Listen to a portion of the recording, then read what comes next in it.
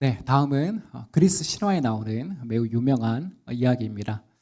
그리스 신화에서 가장 불행한 비극적 영웅이 누구냐면 오이디푸스입니다. 오이디푸스는 어느 날 고향으로 돌아오는 길목에서 머리는 사람의 형상을 하고 몸은 사자의 형상을 한 스핑크스를 만나게 됩니다. 참고로 이 스핑크스는 그 도시 앞을 지나가는 사람들에게 수수께끼를 내는데 그 수수께끼를 풀지 못하면 잡아먹기로 아주 악명이 높았습니다. 어쨌든 스핑크스가 낸 수수께끼는 다음과 같은데 여러분 한번 맞춰보실래요? 아침에는 4발, 오후에는 2발, 밤에는 3발로 걷는 것은 무엇인가? 답이 뭘까요?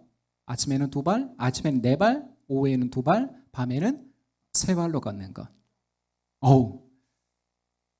이 문제 앞에 오이디푸스는 즉각 사람이라고, 인간이라고 대답했는데 그 이유가 무엇입니까? 아기 때는 양손과 양발로 우리가 기어다니고 이후에는 2발로 걷다가 노인이 돼서는 어떻게 됩니까? 지팡이를 의지해서 걷기 때문이죠. 결국 스핑크스의 수수께끼가 의미하는 게 뭡니까? 한 인간의 변화와 성장 그리고 한계와 죽음에 이르는 과정을 상징적으로 보여주는 것입니다. 저희 집에서도 가끔 체린이가 수수께끼 문제를 내는데요. 사실 어른이 되면 여기에 그다지 흥미를 느끼지 못합니다. 왜냐하면 우리가 살아가는 현실이 마치 미로와 같은 매우 복잡하고 불확실한 일들의 연속이기 때문이죠. 제가 지난주에 2건의 부고를 접했습니다. 하나는 신학교 동기 목사님의 부친상이고 다른 하나는 선교 목사님과 가까운 선교사님의 손녀상입니다. 부친상이야 나이가 있으시니 한 80 정도로 추정이 되는데 나이가 있으시니까 일반적인 장례로 우리가 볼 수 있지만 꽃다운 대학생 손녀의 죽음은 대체 어떻게 이해하고 받아들여야 할지 모르는 수수께끼와도 같은 그런 문제인 것입니다. 오늘 우리가 읽은 이 전도서가 언제 어떤 상황에서 우리에게 필요한 말씀인지 아세요? 앞서 말한 도무지 이해할 수 없고 받아들이기 힘든 그런 부조리한 현실, 그 한가운데 있을 때, 그 절망의 한가운데 있을 때 우리가 성경을 들고 펼쳐서 읽어야 할 말씀인 것입니다. 오늘 1절에 보면 전도서를 기록한 사람이 누구입니까? 다윗의 아들 예루살렘 왕이다. 누구예요 이게? 솔로몬이죠. 솔로몬이 잠언, 전도서, 아가서 3편의 지혜시를 기록을 했습니다. 참고로 전도서의 히브리어 성경 제목이 코헬렛인데 이는 회중을 가르치는 설교자, 교사를 의미합니다. 그리고 우리말 성경은 한글 성경은 이 코헬렛을 전도자로 번역했기 때문에 한글 성경에서는 제목이 전도서라고 번역을 한 것이죠. 다음으로 이제 전도서의 주제를 가장 잘 담고 있는 구절, 전도서의 핵심 구절이 2절인데 우리 함께 읽어보도록 하겠습니다. 시작. 전도자가 말한다. 헛되고 헛되다. 헛되고 헛되다. 모든 것이 헛되다. 아멘. 헛되고 헛되다. 헛되고 헛되다. 모든 것이 헛되다. 오중부정, 최상급의 표현이 나오는 것은 그만큼 전달하고자 하는 메시지가 큰 것입니다. 여기에서 헛되다라고 번역된 단어가 히브리어 헤벨인데 이 단어는 구약 성경 전체에 59회가 나옵니다. 그런데 그 중에 전도서에서만 38회가 사용되고 있어요. 비중이 적습니까? 큽니까? 매우 크죠. 헤벨의 뜻은 다음과 같습니다. 한번 적어두시면 좋아요. 명사로 헤벨은 숨, 바람, 수증기, 안개를 뜻하며 의미를 확장하면 헛됨, 허무함, 무력함, 부조리함 등으로 쓰이고 있습니다. 우리 교회 뒤편에 이제 광주천이 있죠. 요즘처럼 이제 습도가 높은 아침에 가면 뭘 볼 수 있습니까? 물안개가 잔잔하게 떠 있는 모습을 볼 수 있습니다. 하지만 이제 얼마 후에 해가 뜨면 그 수증기가 다 증발하면서 물안개는 순식간에 우리 시야에서 사라져 버리는 것이죠. 이처럼 전도서는 우리 인생이 헤벨, 곧 물안개와 같다고 이야기하는 것입니다. 그렇게 순식간에 사라지는 인생의 허무함을 깨닫는 것이 지혜로운 삶의 출발점이라고 말하고 있는 것입니다. 지혜가 뭐냐? 많이 배운 거, 책 많이 읽은 거, 세상의 많은 현자들과 대화를 나눈 것이 아니라 뭐라고요? 인생의 허무함을 깨닫는 것이 지혜의 출발점이라는 거예요. 근데 이 지혜를 평생 가도 못 깨닫는 사람들이 있어요, 없어요? 있습니다. 내 힘을 믿고 내 돈을 믿고 내가 가진 권세를 믿는 사람들은 자기가 인생을 경영할 수 있다고 믿어요. 그래서 하나님의 지혜가 그 사람에게 들어갈 틈이 없는 것입니다. 하지만 오늘 전도자는 인생은 허무하다, 헛되다, 순식간에 안개와 같이 사라지는 것이다. 이것을 깨달아라라고 오늘 1장 2절에서 매우 힘주어 강조하고 있는 것입니다. 이제 헛된 인생의 실체에 대해서 우리가 조금 더 한 걸음 더 들어가서 살펴보도록 하겠습니다. 현재 우리 한국 사회에 만연한 정신적인 질환이 있는데 그 병명이 바로 실존적 공허증입니다. 실존적 공허증입니다. 이 이론은 세계적인 심리학자 빅터 프랭클 박사가 주창한 이론인데요. 지금 우리가 누리고 있는 21세기에 우리가 누리고 있는 문명과 그로 인한 삶의 질이 어떻습니까? 과거에는 상상하지도 못했던 수준의 생산기술과 의료기술과 정보처리 능력 그리고 통신기술 등을 보유하게 됐습니다. 제가 이제 9월 달에 미국 서부 지역을 방문하게 됐잖아요. 그래서 미국 서부에서 가장 유명한 공원이 뭐냐면 요세미티 국립공원이라고 있습니다. 공원인데 크기가 제주도의 2배에 해당되는 크기입니다. 그러니까 안쪽에는 일반적으로 인터넷 선을 깔 수가 없어요. 근데 숙소에 이렇게 정보를 예약하면서 확인해 보니까 인터넷이 된다는 거예요. 어떻게 될까요? 우리 한국처럼 인터넷 선을 까는 것이 아니라 직접 위성으로 연결해서 인터넷이 연결이 되는 것입니다. 그만큼 인류 문명이 가장 고도화된 시대를 우리가 지금 살고 있는 것입니다. 본격적인 AI 시대로 진입하면서 인류의 삶에 지금 새로운 혁신이 매달마다 발표가 되고 있습니다. 그런데 우리 주변에서 일어나는 현상은 어떠합니까? 그런 풍요와 상관없이 우리 내면은 오히려 텅 비어가는 실존적 공허함이 늘어나고 있어요. 물론 이런 모습이 대놓고 밖으로 노출되지는 않습니다. 밖에 나가면 사람들이 멀쩡해요. 옷도 말끔하게 입고 아주 젠틀하게 신사답게 숙녀답게 행동합니다. 왜 그런지 아세요? 저마다 사람들이 속은 공허해요. 속은 공허한데 저마다 사람들이 나는 아닌 척, 나는 괜찮은 척 가면을 쓰고 위장을 하고 있기 때문입니다. 그래서 우리가 막 유명인들의 자살 기사를 접하면 주변인들이 다 인터뷰해보면 뭐라고 말해요?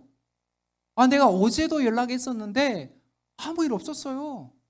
평상시와 같았어요. 근데 그거는 겉으로 보여지는 모습이었던 거예요. 실제는 안에서는 다 썩어 옮아가고 있었던 것이죠. 예를 한번 들어볼게요. 실존적 공허증을 겪게 되면 이 공허함을 채우기 위해서 반드시 중독 현상이 따르게 되어 있습니다. 지금도 각종 통계를 보면 어떻습니까? 예전에는 강원랜드가 한참 유명했었잖아요. 강원도에 있는 카지노가 있는. 근데 이제는 굳이 강원랜드에 갈 필요가 없습니다. 왜요? 이미 10대 때부터 스마트폰 하나만 있으면 마약도 주문할 수 있고 사행성 온라인 도박에도 참여할 수 있고 여러 성매매와 성중독에도 빠질 수 있기 때문에 너무 중독이 쉽게 빠질 수 있는 그러한 사회가 우리가 되어버린 것이죠. 다시 말씀드리지만 이런 중독적인 현상이 급증하고 있는 이유, 매일 급증하고 있는 이유는 다른 게 아니에요. 기억하십시오. 하나님이 창조하신 인간은 하나님이 부여하신 삶의 의미와 목적을 발견할 때만이 참 인간다운 삶을 영위할 수 있습니다. 참 인간다운 삶을 살아갈 수 있는 거예요. 그런데 우리가 앞에서 말한 현실에서는 어떻습니까? 현실에서는 각박한 현실에서는 그런 삶의 의미를 찾을 수 없고 발견할 수 없고 너무 불만족스럽기 때문에 각종 쾌락에 빠져서 현실을 도피하는 것입니다. 왜 알코올 중독이 늘어나는지 아세요? 현실이 너무 지긋지긋하니까 현실에서 도피하는 거예요. 잊고 싶은 거예요. 술이 맛있습니까? 알코올 덩어리가 맛있어요? 맛 없어요. 저도 마셔봤습니다. 네, 맛 없어요. 왜 마셔요? 현실을 잊기 위해서. 자, 오늘 전도서를 기록한 솔로몬이 어떤 입지적인 인물입니까? 이스라엘 역사상 가장 넓은 영토를 보유했고 성경에 보면 한 해에만 20톤 이상의 막대한 금을 세금으로 거둬들였습니다. 그 고대 근동의 배경을 우리가 생각해 보면 한 해 금 20톤은 엄청난 수입니다. 그리고 솔로몬이 거느렸던 여자가 어떻게 됩니까? 본처는 700명이고 후궁들은 300명, 총 1000명의 여자를 거느렸고 잠언, 전도서, 아가서를 기록했던 전무후무한 지혜의 왕이었습니다. 이처럼 재물, 명예, 권력, 지혜, 쾌락, 인간이 누릴 수 있는 모든 영역에서 끝을 봤던 사람이 바로 누구라고요? 솔로몬이에요. 그런데 그런 솔로몬이 자신의 인생을 회고하면서 한 줄로 정리한 문장이 뭐예요? 헛되고 헛되니 헛되고 헛되니 모든 것이 헛되도다. 그 깊이가, 그 무게감이 전달이 되세요? 끝을 본 사람이 자신의 인생을 한 줄로 정리한 문장이 바로 오늘 전도서 1장 2절 말씀이에요. 다음으로 우리 이제 3절에서 7절 말씀 함께 읽어보도록 하겠습니다. 시작. 사람이 세상에서 아무리 수고한들 무슨 보람이 있는가? 한 세대가 가고 또 한 세대가 오지만 세상은 언제나 그대로다. 해는 여전히 뜨고 또 여전히 져서 제자리로 돌아가며 거기에서 다시 떠오른다. 바람은 남쪽으로 불다가 북쪽으로 돌이키며 이리 돌고 저리 돌다가 불던 곳으로 돌아간다. 모든 강물이 바다로 흘러가도 바다는 넘치지 않는다. 강물은 나온 곳으로 되돌아가 거기에서 다시 흘러내린다. 아멘. 하나님을 믿지 않는 사람들, 그리고 때론 우리들도 어떻습니까? 이 세상이 영원할 것처럼 그렇게 믿으며 살아갈 때가 많아요, 적어요? 많습니다. 그러나 오늘 전도자는 한 세대가 가고 또 한 세대가 오지만 세상은 언제나 그대로다. 곧 우리 인생은 단 한 번만 주어지는 여행과도 같다라고 이야기합니다. 인생이 뭐라고요? 생에 단 한 번 주어지는 여행이다. 그래서 성경에서도 우리를 나그네 인생이라고 하잖아요. 제 아무리 100세 시대가 되었다 한들 뭐합니까? 저와 여러분은 결국 이 세상을 떠나게 되고 기억 속에 잊혀진 오래된 배우처럼 시간이 흐르면 우리가 이 땅에 존재했다는 사실조차 아무도 기억하지 못하게 될 겁니다. 지금 어르신들의 걱정이 뭐예요? 7, 80대 어르신들. 네? 내가 죽으면 누가 뒤에서 상처를 주나? 그거예요. 우리가 죽고 나면 아무도 기억하지 못해요. 지금 우리는 인생의 어느 시기를 지나고 있습니까? 다 다르잖아요. 여기 10대부터 뭐 70대까지. 지금 우리가 이 땅에서 붙잡고 있는 일들, 이 땅에서 그토록 성취하고자 하는 목표가 뭐예요? 다들 있으시잖아요. 몇 년 전부터 젊은이들 사이에 파이어족, 파이어족이라는 용어가 유행하기 시작했습니다. 여기서 파이어족은 경제적 자립을 이뤄서 40대 전후로 조기 목표를 하는 사람들을 뜻하는 거예요. 제가 즐겨 읽고 있는 인터넷에 어느 블로거 글이 있는데 실제로 그 사람은 이제 경제적 자립을 이뤄서 조기 은퇴를 한때 했던 전력이 있습니다. 이분은 원래 평범한 회사원이에요. 평범하게 회사를 다니다가 한 10년 정도 주식 투자를 잘 해서 그 40대가 안 되는 나이에 자산을 한 20-30억 정도 읽었습니다. 대단하죠. 어쨌든 그토록 목표로 하던 조기 은퇴를 하고 나니까 실제로는 어땠을까요? 엄청 행복했을까요? 지금도 막 그 돈 다 막 배당주에 넣어놓고 한 달에 몇 프로씩 타면서 그렇게 걱정 없이 천국처럼 이 땅을 살아가고 있을까요? 처음에는 그랬어요. 처음에는 뭐 돈 있겠다, 시간이 있겠다, 와이프랑 유명 맛집, 호텔은 다 찾아다니고 마음껏 해외여행도 가고 그동안 못 봤던 뮤지컬도 보고 음악회도 가고 온갖 문화생활까지 다 섭렵했습니다. 처음에는 그런 삶이 너무 재밌고 너무 만족스러웠다고 얘기를 해요. 그런데 말입니다. 고작 몇 개월 지났을까요? 6개월도 채 안 되어서 그토록 꿈꿔왔던 삶이 시간이 계속 흐르니까 그리고 그런 삶이 이제 기본값, 디폴트 값이 되어 보니 재미가 없고 이제 감흥이 사라지면서 무료한 삶이 되었다고 이야기를 해요.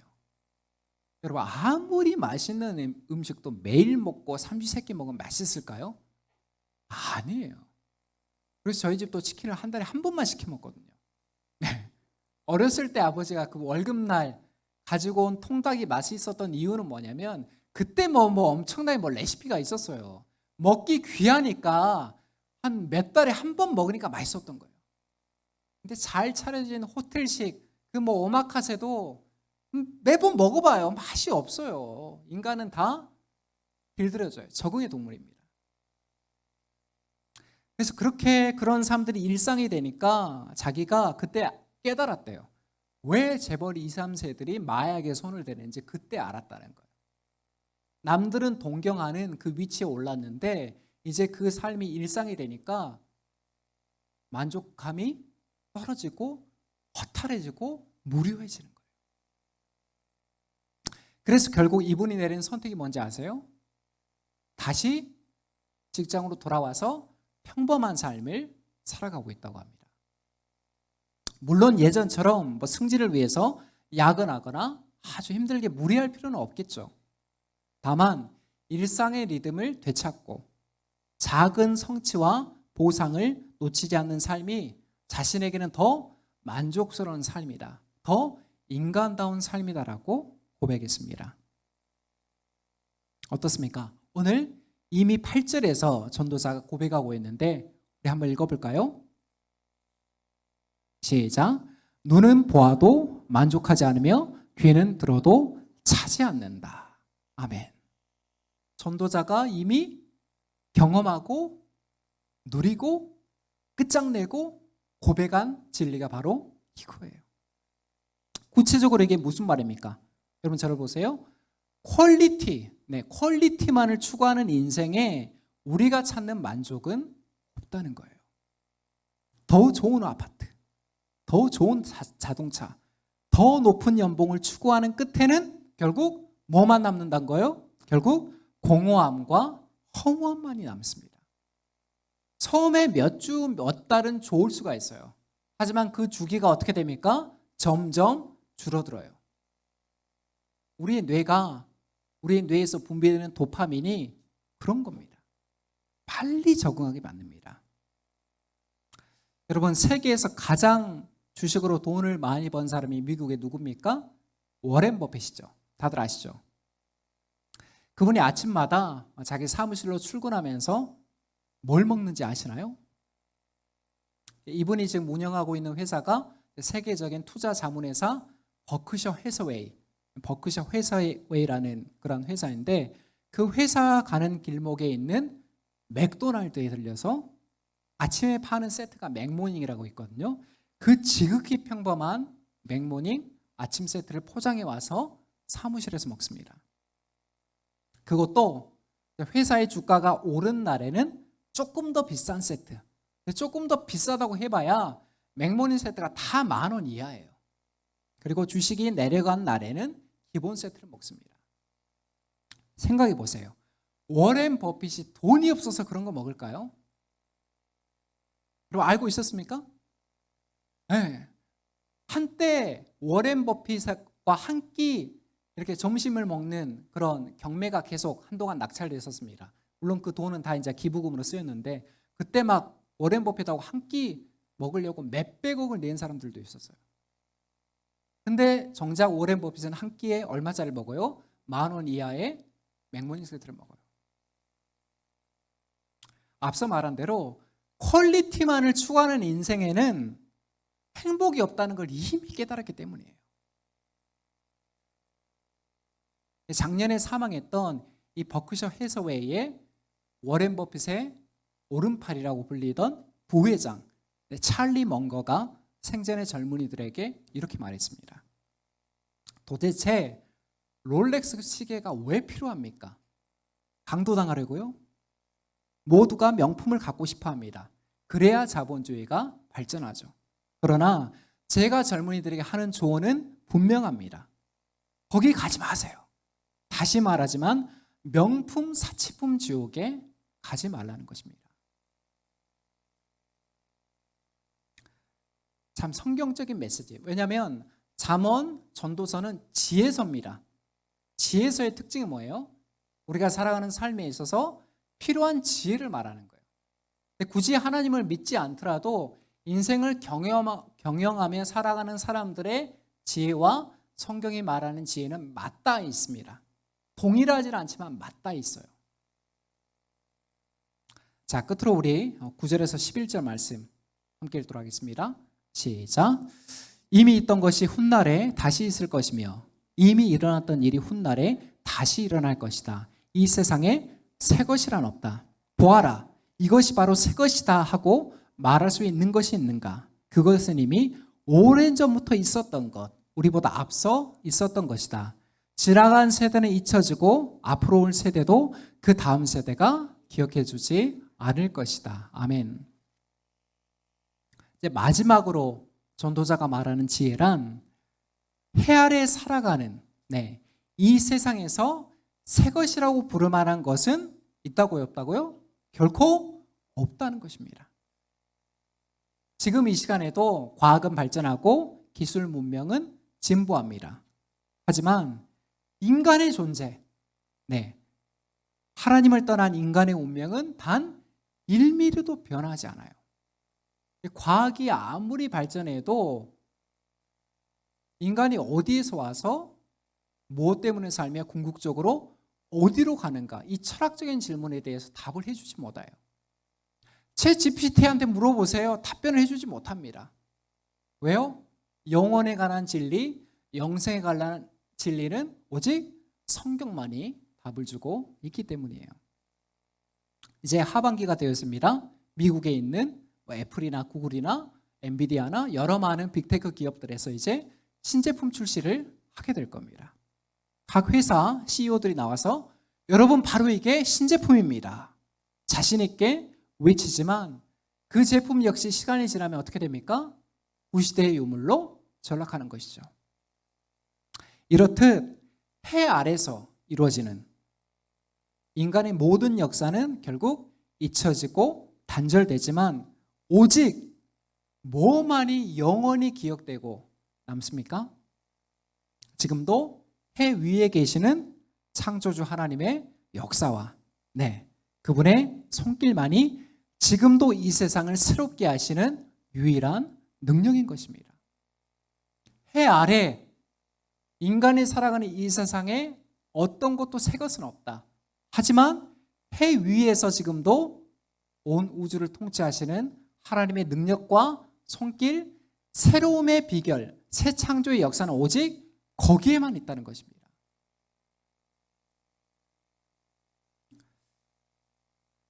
또한 주님이 세우신 교회인 저와 여러분을 통해서 지금도 하나님은 새 역사를 이루고 계십니다.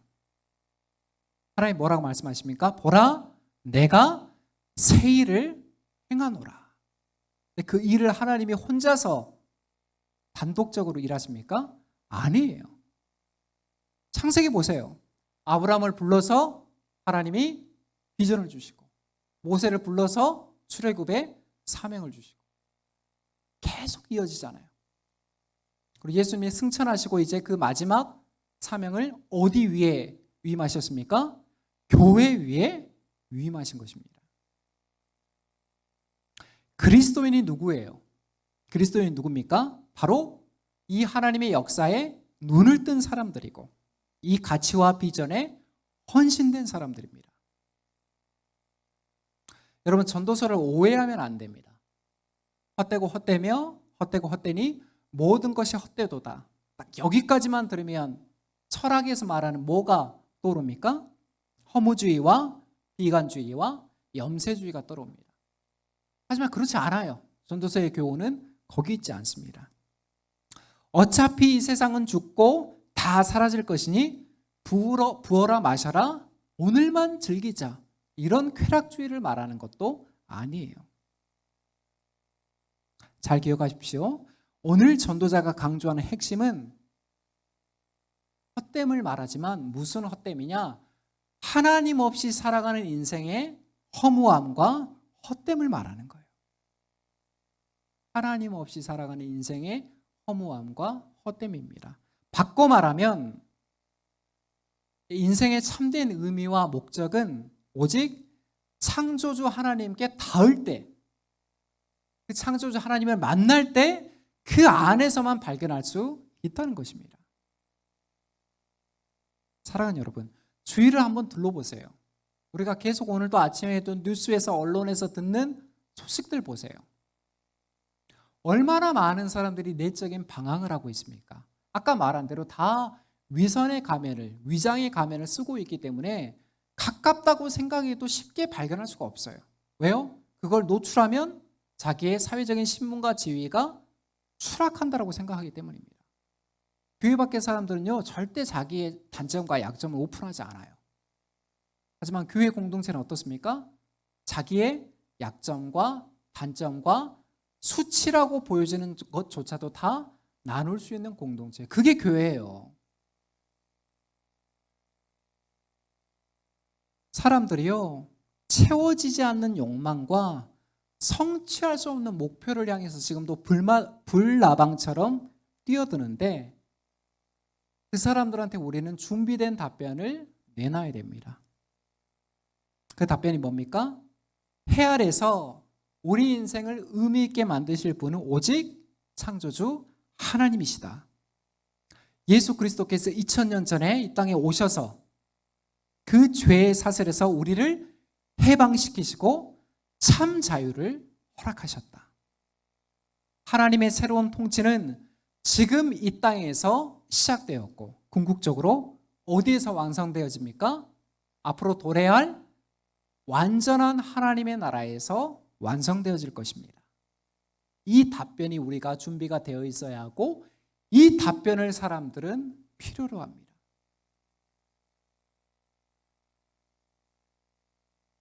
이처럼 우리가 먼저 진리 안에 거하는 확신을 갖고 그 어지러운 세상 속에 들어가서 하나님의 질서를 조금씩 세워가는 그런 참된 제자로 살기를 주님의 이름으로 축원합니다. 행복한 인생의 조건은 여러분 역설입니다. 뭐예요? 행복만을 추구하며 행복한 삶에 닿을 수가 없어요. 행복한 삶에 다다르려면 뭘 알아야 돼요? 역설이라 했잖아요. 인생의 헛됨과 허무함이 무엇인지 알아야 돼요. 그래야 행복이 뭔지를 역으로 발견할 수 있는 것입니다. 오늘날 왜 행복을 사람들이 누리지 못해요? 헛된과 허무함은 회피하고 행복만을 발견하기를 원해요. 그게 가능합니까? 그렇지 않아요. 오늘 전도사님이 기도한 것처럼 인생에 공고한 날이 오히려 더 많습니다. 하지만 그 공고한 날이 있기 때문에 하나님이 일상적으로 주시는 그 보통의 그 평범한 은혜가 우리에게 은총이 되는 거예요. 감사가 되는 것입니다. 건강을 잃고 나니까 걸을 수 없어서 휠체어에 앉아 보니까 오늘 두 발로 나와서 예배 드리는 것이 은혜임을 아는 거예요. 평소에는 모릅니다. 말씀을 맺습니다. 오늘은 전도서 1장 1절에서 11절을 본문으로 수수께끼와 같은 인생이라는 제목으로 말씀의 교훈을 받았습니다. 여러분, 인생을 살다 보면 우리가 어떻습니까? 어째? 앞길이 더 선명하게 그렇게 보이는 게 아니라 오히려 갈수록 수수께끼 같다고 느낄 때가 더 많습니다. 이쯤 되면 좀 인생을 어느 정도 알 것 같고 신앙의 여정도 어느 정도 예측될 것 같은데 그렇지 않아요. 특히 악인이 번성하고 의인이 고난당하는 그런 부조리한 현실 앞에 우리는 설명할 길도 이해할 방법도 찾지 못합니다. 그럼에도 이 세상의 허무와 절망을 극복하는 길은 여전히 우리에게 남아있어요. 곧 영생하는 진리이신 하나님을 신뢰하고 그분의 손길을 우리가 구하는 것입니다. 그분의 손길을 놓지 않는 것입니다. 끝까지. 그것만이 우리가 할 수 있는 최선이고 오늘 또 하나님은 그 믿음을 통해 역사하심을 기억하시기 바랍니다. 우리의 남아있는 인생과 여러 계획들이 있잖아요. 그게 불안하고 흔들릴지라도 여러분 염려하지 마십시오. 그럴 때 꺼내서 전도서를 읽으시기 바랍니다. 이 땅의 헛된 것들에게 목사인 저도 그래요. 좋은 것들 보면 좋은 아파트 보면 지금 저희 아파트가 이제 이사는 갔지만 지하 주차장이 없잖아요. 겨울에 눈 오면 그 커피포트에 물 뜨겁게 데워가지고 밖에 나가서 그 유리 앞문에 하고 지하 주차장만 있어도 이런 짓거리를 안 해도 되는데 인간의 욕망은 만족이 없다는 거예요. 하지만 이 세상에 이 땅의 헛된 것에 우리가 마음을 두지 않고 하늘의 소망을 품는 성도에게 주님은 때를 따라 돕는 은혜를 공급하시는 분이십니다. 그게 출애굽기와 민수기의 광야 40년의 여정을 우리가 계속해서 묵상해야 될 이유예요. 하나님이 채우시고 하나님이 먹이시고 하나님이 입히신다. 끝으로 오늘 이 하나님이 우리에게 주신 전도서의 말씀을 새기면서 이번 한 주도 신실한 걸음으로 나아가는 저와 여러분 되시기를 소망합니다. 마지막으로 제가 하나님의 말씀으로 설교를 맺도록 하겠습니다. 보라, 내가 새 하늘과 새 땅을 창조하나니 이전 것은 기억되거나 마음에 생각나지 아니할 것이라.